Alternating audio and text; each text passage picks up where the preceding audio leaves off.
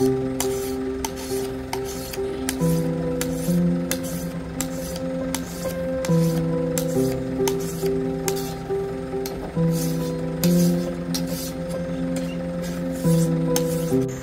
and good morning, guys. Welcome back to another episode here on our channel. It's a beautiful Saturday morning. Hope everyone is okay. Okay. Special fatal for our Ainga members. Today we'll be heading to the cattle farm. Yesterday we went to the plantation to do some maintenance after work. Siav and I went and completely obliterated by pigs. So we're going today with the intention to find those pigs, and we'll try and hold out at the plantation until we get them. I think the time they're coming is about 1 o'clock towards 4 p.m. so 1 p.m. to 4 p.m. And I really want to try and get them today because if you guys see the images there, so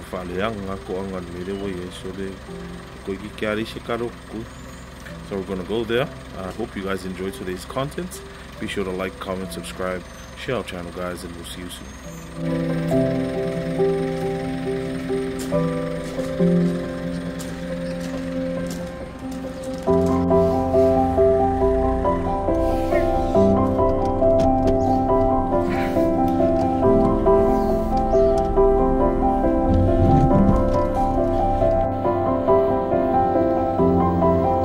Alright guys, so we're just waiting on my cousin. We'll introduce him when he's here, because he'll be grabbing some planting material. He's actually doing some planting at the moment at his plantation, so he's asked if he could grab some planting material, the taro, especially for the Seiko variety. So we're just going to wait on him and then we'll head to the cattle farm.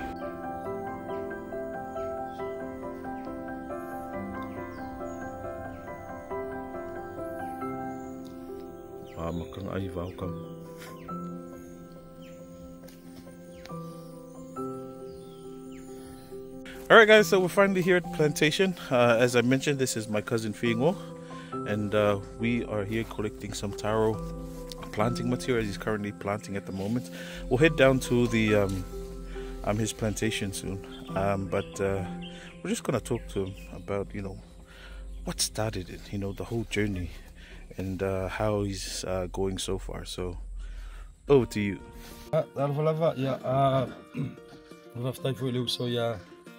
Kent mulea amanoa taua e fa so to fo ia selangon na fo I fa mo tangata pulang talvo o lo ia le na no ta inga mo ati na e peo mo mangama mo me fa pe ia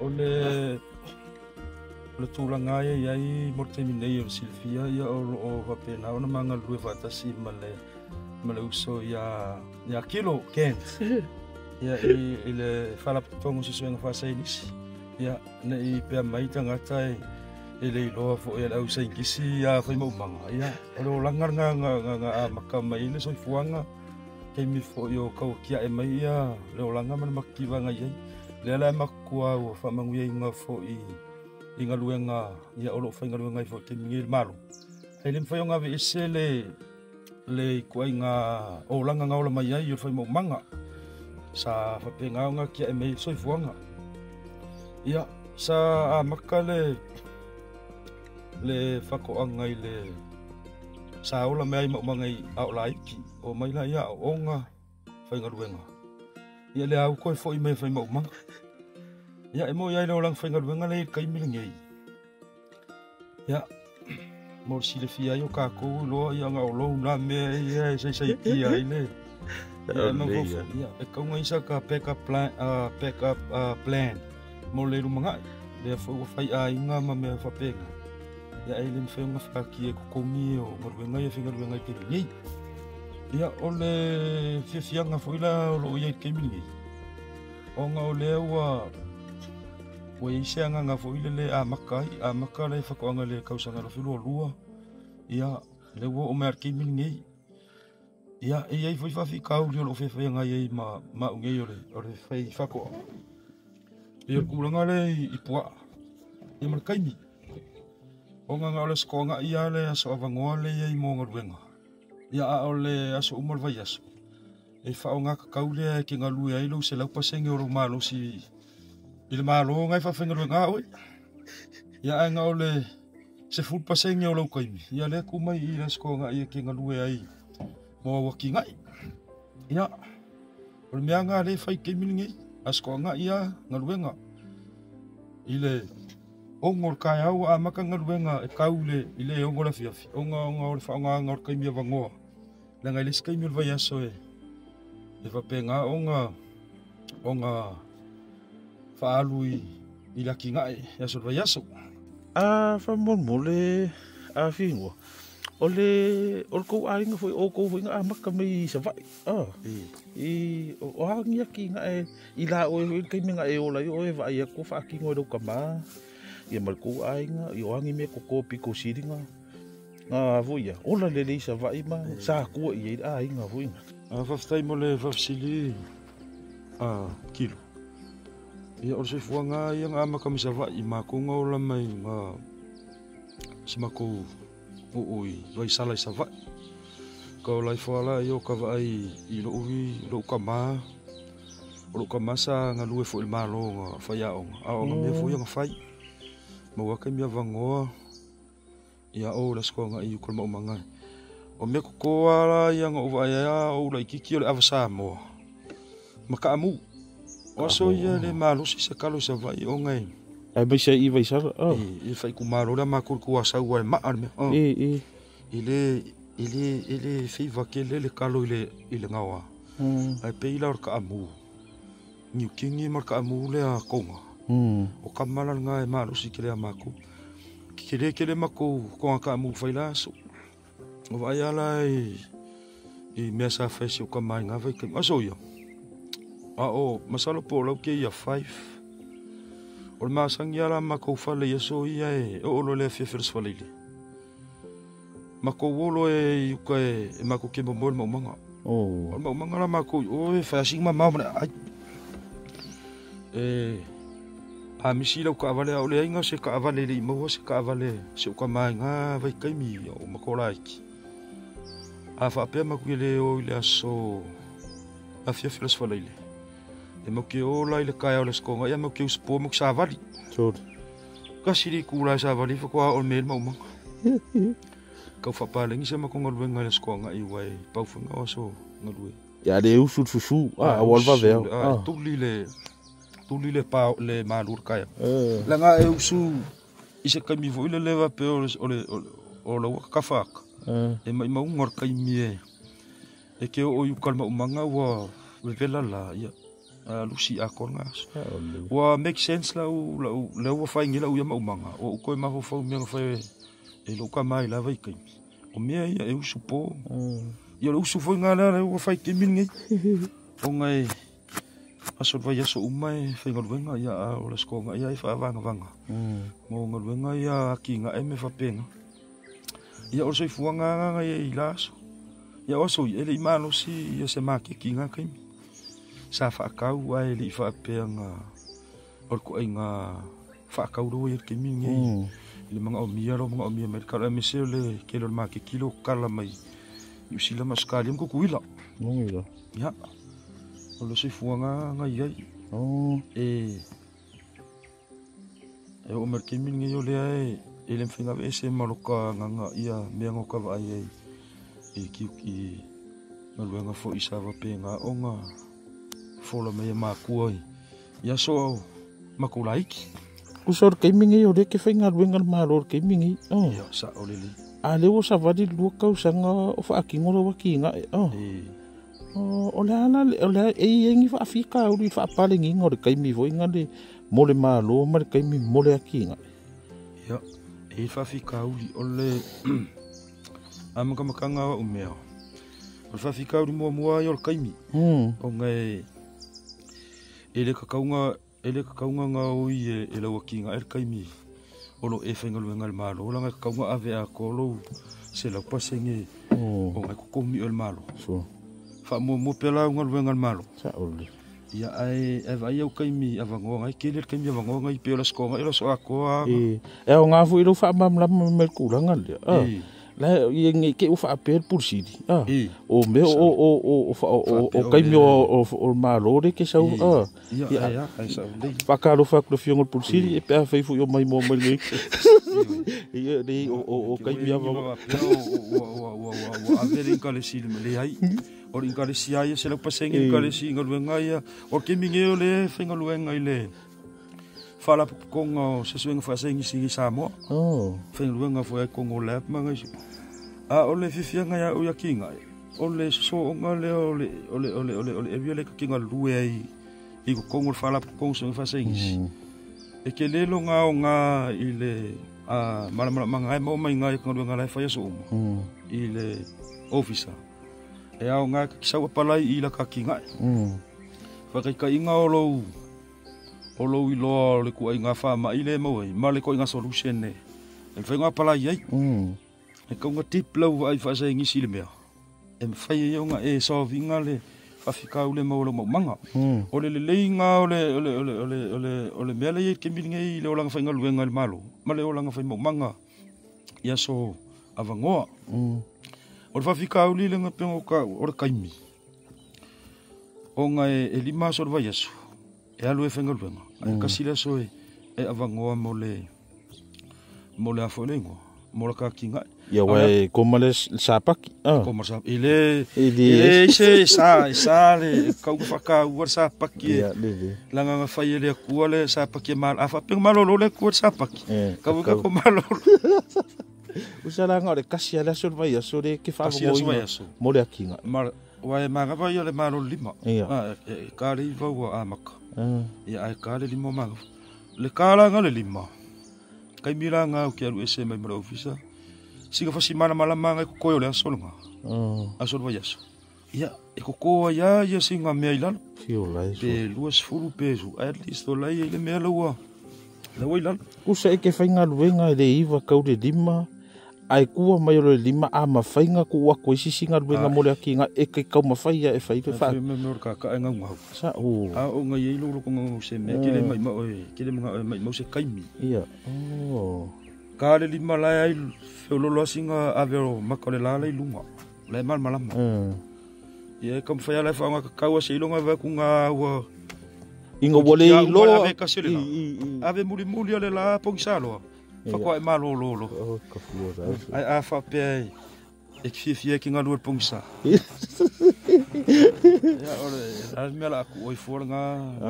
Aro whaskai hio. Ia a ole, sei wha umaku pesa kala i le kai. Ole mea le oulongi i.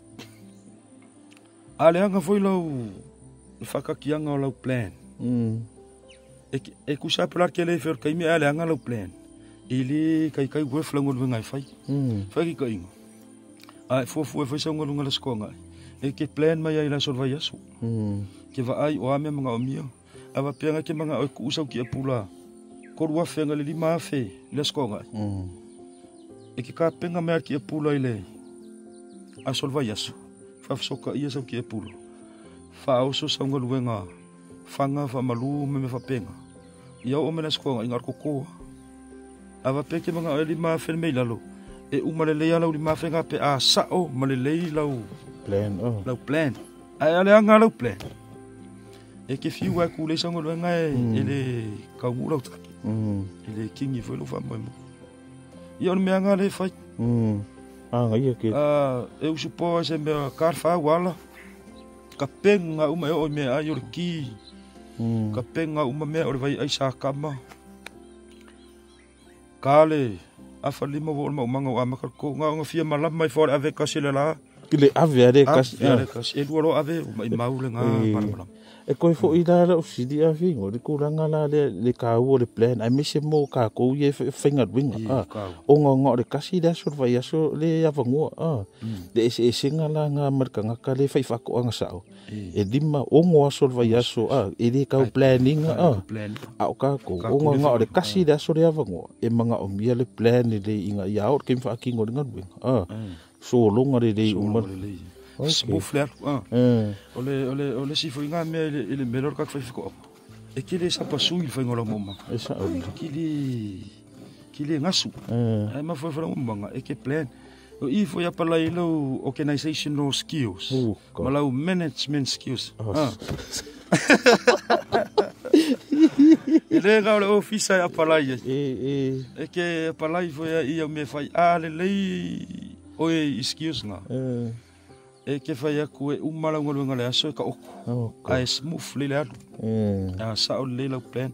O le whaakulanganga o kama, whaingaluenga, marau whainga o kam whaingaluenga. Okay. Nā lofa whakaihi. Okay, fia ka ngai rola lewa alu lau, lewa a maka lau ki ngai. I le lua kausanga au whika lua kausanga rea so le leo se kaimi rei kiki. I am faithful ka kwa apia. I leo se kaimi umi foi o le whako a lua kausanga karunga e whaiam lea ki ngai nga oi. Oangi lu I kau nga a maka I ere de whaia rea ki ngai. A oa fu ingi pingi wo fua mai karunga e whaia. Inga ue I loa ai le ai. E au ngā le mea rea. Si ngau wham kalanga kuranga rea whamure whiu. Lua whelua lua. Maka lau maumanga. Ole marasi le fia le au whafonga. O ua marau soia kent. Ole ma ke... mau paolo mai mo unge o I sa whako ale whangare ma ke iai ai ma ki whai awa umma o se usola leo ke tinga mua mai ngai ai ingei mo unge sa whako ale whanga ia ai nga whalangilangi sa kuala ma koko ku sa vailu karo whaku ka kongu ia o ke saulangi o wawa ai I rai ngoro kolua o le iei whangu ia o lenga ka lue wa usangi wa a makanga le kupulang kalavo wa makanga nga yola ko mafafau le poksala lauma mga luenga ye nga brainwash mai ka ko kola iki ia mausa nga luenga le ape fa ko nga ia fai maumang ale wo ko makko me ka koilo sorry e kure de pe aku ko e fai maumang e sel fai maumang ringa lo fai ka ofisar e fai maumang fai len cruza la taxi so la taxi so pasira fai ka ia o sa lei o va I maumang se o solo o Kent on semo e sele o kakai o se ka ko de kari ko wale pe va fe nga ka vale so le fai ka lo mau arkele ia ole pisa lu ye la ka ikai ngai le I kulanga va pe ese va ia di so le ia Kent di e di loko ka la po ali se va ole se mau ia pe o nga sa lu I mai lo ko ma fofo mo va le ia la a makalo le mau manga le kausanga lo felo lua o ke sau I ngungi o fa fika uli le fenga manga ia fe ko nga sa makongu ngi sa fako o pua pua ai ia o fo mo ma fofo fa pia ele a ngango ku la lo se me pe va fika no nga mai mau lo mar se mano ko ai pua ia o pa men faka ki mo ai ka ke koi fo ia le planning vai le ka o le planning u so la men fa ngu so fi si ka ko mu la fa fika uli le fenga mau ko fa mai o le pua ia man mea nga pa ye pua amat pa ye ko yo le lei mar silvia ele me faz ka ko ka sing fai ka wa nga ngi ka so ngi me ngi ko ma ele ngi ka fa nga luenga fo ile le fa nga luenga ya ang se asas ka si ki hai ngai mo so ngol nga me fa penga ia a makalongo usaulo kilo ka ngo kula laptop ka ku si se ka le o su emele la foi le ngole le au lai ngole me pa su el fangole la fai ko kilo po le ase kele e fuanga ile kele le waya mo si fio le waya le papua I kaule pro pekie se la fikuari ia vi papua se la fikus fu le kainga ia no le fai lo fu fa ka musanga pela le fu fa ka milo ia ka si fa ka nga waya fu fa ka nga waya me so lo pa ia or nga duenga mo muala nga or ko songor pa ka malela au ia fa ko asu ero ke or nga luenga mo ia e alu ro kupe e alu ro kai la nga lo fa ko ama Ai alu rola ko anga lua man long ko fengo fia wala wa ka kian. Ora si foi la me o learning mai le me lo o pa. O foi ki nga we ko so nga ka mai pa e office ma umanga se kas. Pe kuayanga ko ko ki pula. Ai o sa ia ko so le pa. Que le masalo se furu e ka vai. Pe ka usanga ko ki nga luela pa. Pa wala me ia maru le pa. A ko ki pula que le ko pole. E se po po se pa. E que moi foi po que moi filemo. La malu pa. E pa ngos fa ficar o que le nga ai. Ila makanga. Ia lua yo fa ficar o lo kaimi me fa penga pe ngo fa kala ki mo. Ia o fa ficar o que le anga lu. Inga ua a makalola nga harvest pe fa faida ko anga. E asa uva ai aku e worth le kaimi ngalu i le whakingonga le aki ngae ia pēwhika koe i kaimi le alu ofisa ma kaimi le alu le aki ngae sa e vai aku ai o worth le kaimi ma e yangi pingi wha mau o e whailonga i le o le aki ngae le o le mele le mele i le lua kausanga le karunga e nganu ke le pingi wha mau pingi la ukala le inga o faukua kui le kupulang kalvau i mea yo ki ngai e uka ko koe wha moi ka ko ka makukua ma o makukua la ko ke mi o kako ngongi da ke mi o kako ai pingi la mafuanga wanga o unga usau whakai kai pe makaya ai le se whakai kai whenga le whakumkumuli malonga whainga whakai kai ai se lau pasenge le lau kaimi ma le me whai ai ma le malonga whakulanga ai ngau wa whawhai lau kalo ma harvest soli ave makeki ave le au whai whaarifu ia o kakamasangi whenga le o ki kau foi kulungo le Facebook sa wai o le o kaur kirifu o ngango loa ngai o le makua kasi le aso e milungia o ngā whangoi loa ngai ile o kai lava la kamele kula mafuanga la ngar ke vai mer ke mingi o le ai ko ile o foi ko a nga ke mai ho ia o le ke mai a le ke fi ngau a da le fi ngau o kai longa le worth for le e mo ia ke le mo ia a foi nga ile mo le nga o plan le plan ale ngi ka ko fo le ia le plan e mo wala mo le sa ko kai ke mo au ko mangku nga so la ari fi sa e do ka mai pomu sa e ka wasa mai e ka mo faida singa sorry so le wangalo o le fa fika u limba o ke ngo foi ia pia o i lo pa o nga la ka ngalu nga ma ngala e mo ke ngo mi se ko lu ma si sa fa u ia ma se makinga ia ma mi se mako ainga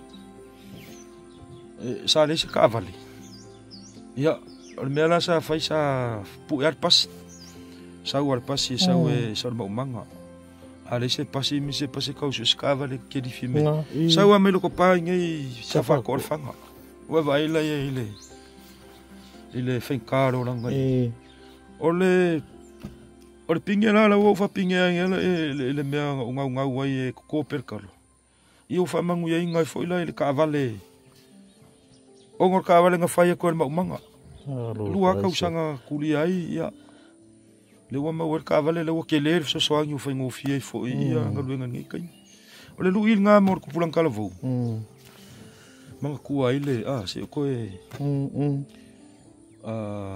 fa ko kala le pare mia le o sa mo le nga o le ma wer ka usanga ko ma lo le va ai kolong ko ma lo ma ko oi okay o le vai sala ko ma lo ku pare mia ma ko ku ma orang kala le ang sa fai i kasi fa kanwa o su ele fu senga ma le vaola i o le ka kiela lo nga ka avale ma kupi ko fa manga ku fo la tingi o le winga lo fa marus nga le wi fa fika u lo ke mi ka kupulang kala vo wo nga o i se kulo ko su se me o la mfefe o la ma ngol le la vole se le ngi ma le fa soa ai au kua maoka kua laua kom Whaonga kua ngā lau ile ile ngā o ngai ka ki ai mea ngai ke manga o mia. Ai ki le o mwhenga vai. Mana mea leo le kalo ile kua. Kalo ile kua e sosoangi lo vai vai. Ma wha malusi mai. Kala lo ma fau fau. Inga ia ki lau sila sila. Le mea kau ngawhai. Roa di filho, mas eu fico com aquele ali, ó. Aquele é só mesmo. Eu fico com aí. Olha, essa hoje ele inga o mau lau ka vale ile ongo manguia de me da wakinga. Sa ye se swinga rola foi inga de il fa kingo wa ele pique up fa fingo fie foi ka kongo fa fingo fie. Sei so fam ka na kura. Aquele swinga ole aquele inga la ver kaimi. Wa kele wa efficient. Efficient le kaimi. Time efficiency. Ongai o mesa ke mere ska ver kausu. Ka wa mai kamele. Il taxi. Taxi van. Kuli mengi. Nga foi ka kuli. Kuli ki mai kamele. Ka ya poe. Ya e o mai ala ngi le fanga wo sole la. Ongai o mai le pasi ma me fa penga. O me pasi o me mau. Kau mongo mea o som sa peru ila lo. Kele langa ikan yai ma ko kanga ke kongor pasi. Parpala solo pasi ngofor pasi la ma ko i el puanifo. Pasi fanga. Ayo fa peka o le uso ka ka ia pia. Are ko ke uso mai o soi ko i. O fora ke mo ke manga vai. Ko pasi foi kama ko o ia pia. Ya. E ve so ko con pasi ma kwa o mai so kanga kai. Mangongi solo kongor pasi. Ya, kalau ngonga loka masi ya sih ngakai. Ya, kakile ma onga se masis. Yo, saolis. Kakile ola se masis. Jadi ayis ole ku nganga ka ika umangi ola. Musa imeala ya. Ya, ole ala wo faido piki ya. Fa marulu ala ya si pasi ser pasi fa marulu ma ko wi ma ki vai. Fa penga fai. Ye se wala. Ya. Inga wa mawala ka vale. Kwa kele ale kele kaimi wa alu ngalu nga kupo langa yala le fa piki u makama le karfa ka ngul ma manga wa afalima kuli le ave mo le la e ke misi le ave mo le la mai mau wa kor kaimi la so ki ngalu e a ole me ngalo ye ka vale ye ola la kaimi mo ke usuma ye mar kaimi fo mo ke manga va ile skonga ile fia pungsa awa fia ngau kula ni kilo. Vad? Balu kula. Ongoleong. Sulu. Kele. Yo la makai. Kele le ngaluang. Ai kasidas. Ongole. So ngir ka avali. Ira o lava ai lola de wo lu ka usanga we fa ia. Worth. Okay. Makwa worth. Orla se worth. Sa orfa kingo. Sa orfa kai. Mese mo mau manganga e. Se ngore alu ai fa makong. Ngor ka kulanga vanga le. Vai nga kanga. Ia. Le ai e kangolo ye kango mo iro ye. Fa longo kuala e ma ya lo fa long. Okay. O ki fa nga kango ye. Ke ronga la fa sinka ko mapupu. Ka koi kari mai la ka ke ronga le ka koanga i kai fa koanga e maraki nga le sua fingo en ko fa o le ka ko kala me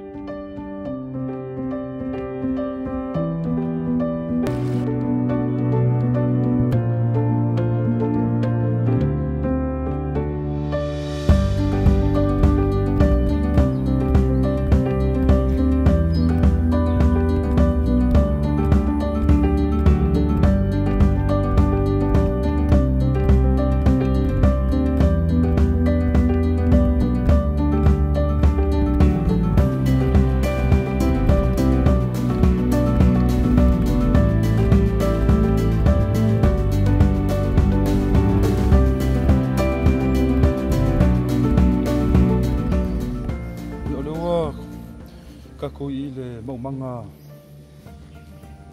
i safako me le ngalulu ai ma fainge ya ki ngai ya wa fo ile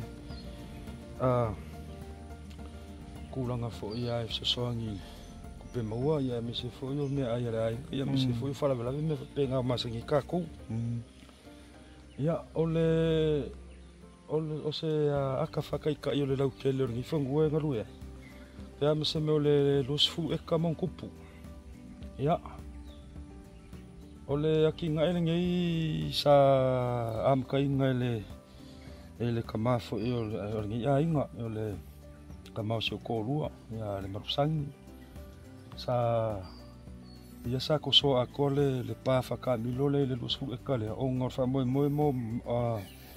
la fumang palangi ia sa ko so la le pa fu faka milo e se fu fa ka i los fu e ka ai faisinga ma fi o va makua ngai ko sa ko so ko inga a e li kai la lo se la o fa mo o lo fumang ia wa fa fo se fo le mokusi o mafukanga markama ia ele i mai a onga fa ka inga le mo mikinga o langa pa mo lo fumang ia ma mai lo le ma o ko lu ia o ma ki kilo ma ke ka fai e so fo ia nga luenga sa pe nga onga ia am kaingo ma mai ma va ai ke le nga luenga e fai o nga luenga ke le ar ki pinga la lola au le pa ia o la wa ia le pa nga o ko e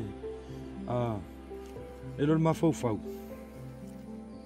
ia a fa pe ni los fu e ka le ai ka la lola au ma fa mo lo fu mang ko fa ka di fu ka mi ko fa o le va ko mo ma fau ma ia e fa nga e wai ile ya lu fu al me pensing ri dia fi mal ka ile ka kipi la lo ia nga ko kausanga a ko pe lu kausanga fa ka kali e fa ko a ko mo va le wa wai ma fau la si le ku wa yo le me ko e ola mai le me ko ai kongo mai nga ma le va le nga va le patiki ma le va le setaria aonga le uwa iwa makanga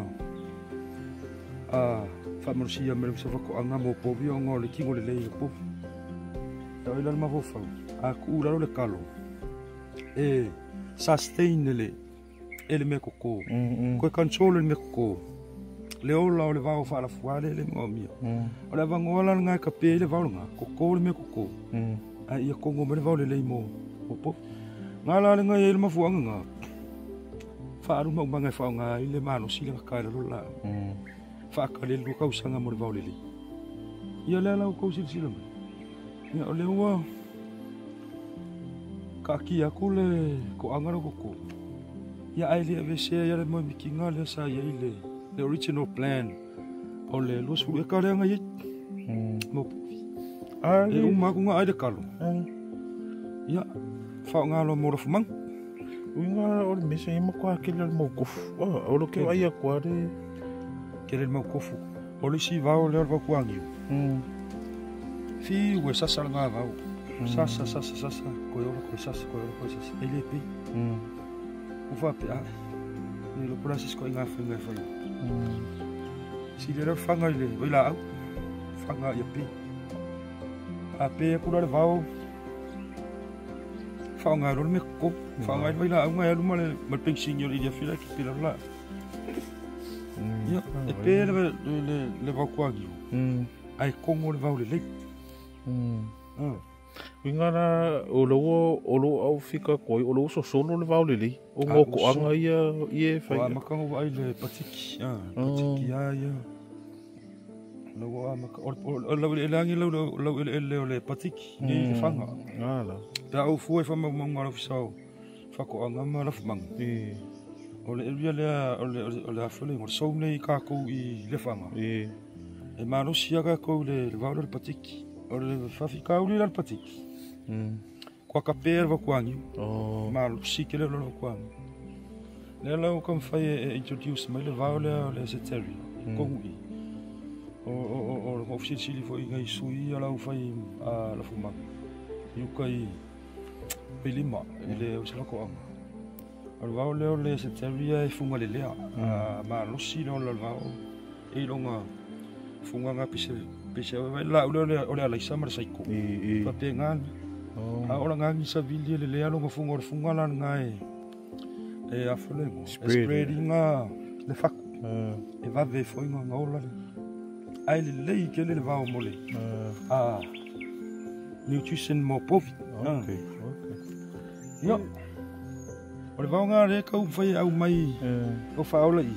Nga ke kanso linga le ola le va pangiu. Va pangiu e. Ora fili nga o pa povi ro ye. Famo mure ari fingo. Ile lua la kausanga le we pingi ai de ke kinga. Wo e a makanga o hangi kalo iku ai nga kalo wo e fidia. Wo e va ai aku ele leile o longa ola ele ke ai. Ma ele lei fo ele review wakanga ka yelo fakau. A makala umanga ile ke pula fusi. Ke pula nga makala umanga o fusi ma le sa mo lua. Mga muare kuma ile kura. Sfu wa fer men ko nga fai. Ai kele fusi. Ja, me ko li ole pesa fer mga I o kele o ele o ye kele so background I. Ngela o fai ko kemi o solo fai ava mai. Le ko ai nga variety ele le I le ko nga la ele le. No kala ngor me fai nga le elevation ole mawalunga ole mawalalo ia ole ko inga soil type me fa penga ma ko sa vai a ele aki kum manga felo manga ele ele fenga fa so manga karfakai ole me fa nga ro vai I ka ko uri ni sa fa ko o iskaka umaro maka fa ngor sa mi manga ro ora le ala ora le o ma kusa va ele me fenga ele ola fenga kavo me ngaro ke fo ese fo ya nga lo fangu sa va ese ya nga lo fangu ni ngala o fusila ia makua suwa su o ko so ski pula o fusi sa mo lua fa masinga me penga o sa mo lua male salangi le o fifile ulanga wa ai kele nga fa me nga ke sa se e ko karo kofu posu se longa ke bokingo mapora ko fa ko le o fa ka o lo fa ko ai nga variety or kalo le o su ya o ke mi nga o salangi ya male sa mo le o focus ai ko ula lo ili mi mo so kai mi ko se kar su nga ya le malos ai le ye makale anga yo e ka ye pe fa mo e ma ke kilo kalo alu vale lo malo si mo kai me su mai ma wa ko lo ngol ma ke ile ka ur ke le ngol ile ka wole le la popo o fu o fa ile langa ai ka ur korti ko ka wole mo fonga fa maria inga fonga ma fa o ma malo le ku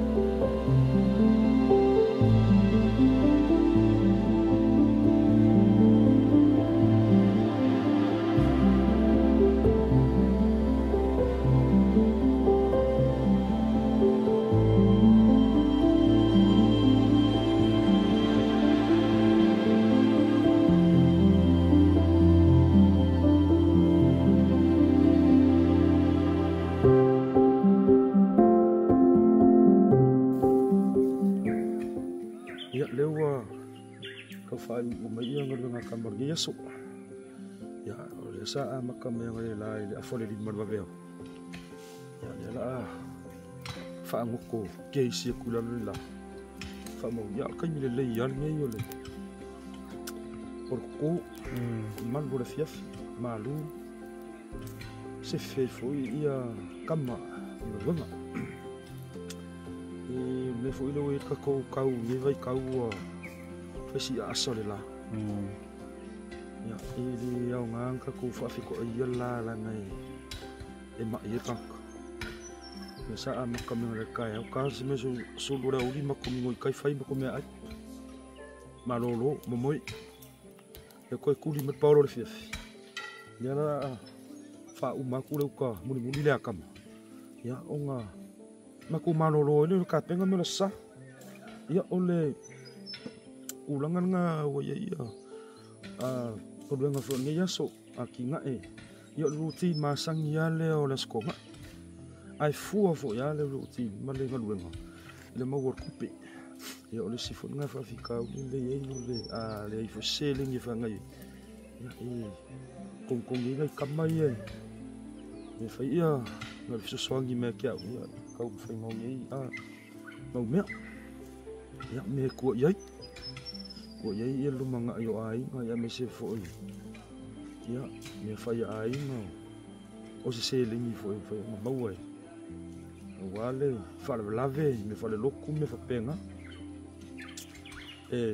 so swangi ya nga ko ke fo yo lo fa penga onga fa nga du nga ile faki ya la ngai ai nga lulu mai va vea se ia pa ia le po ni kai ya la umalola le la sila kamaya ko mai la ia kimiki singa fa maruski ngore fiafi ni se me fu ia la ngonga singa tu su ia le me ai fa pena oma fa na lo si ki ngore fiafi ia ma ko fa moi ma fo mai nga le la kaya se pa ia mani kai ya las oi se upu fo ima se kala ua pa o papa fo isa ku fa fo ngai le ku sa ima sa fa fo ya ma ku fa malulu wa u ya ma kama ya ma ku ke ngalu a fa fo nga sa si ka me ngalu o sa si fo nga o sa si kama ya ya la so ko sila mai ya ele o sa o fo ko ngor ke pula ma ko fa malulu aku au se mea ya o ma fai o ma ko fa ki ngor ge fia ya wa fo so ko sila a vai malu fo i puenga ya sila ma mai mos fa fonga ya sianga se ku se kala o sala ya mangu ya kele ya le anga ya ku fo fonga wasa pa ki akayau ya fa ka si mai le li fo fonga ko nge fia ia fa penga onga pui mai le kua ia le umolo fa penga ka ko fe ka lo ia ia ni kula le fe se ia dia la so kayau mangu ia lau o fionga kuala ia msio walo fo uma ko mai fo ia onga ngalu nga fi casa e fe ngai mo ni yes na fikai fo lo usa mo ki pula ya o le fe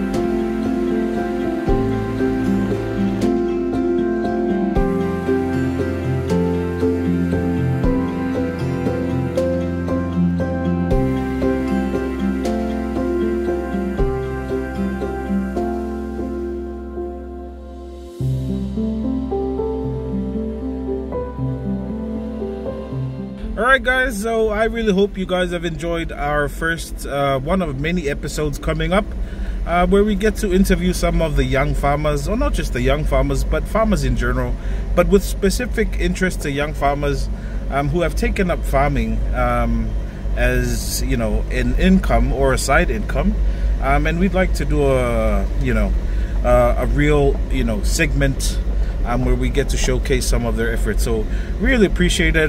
Today, Fiango was able to, make available some of his important time, so we could get the first episode today. So I really hope you guys enjoyed it as much as we did making it. One of the many episodes that will be coming out. We're on our way home now, and yeah, we're going to prepare for our Sunday tour night tomorrow. So guys, if you've enjoyed today's episode, be sure to like, comment, subscribe, share our channel. Guys, we'll definitely catch you on our next episode, but until then, God bless, take care, stay safe. We'll see you guys soon.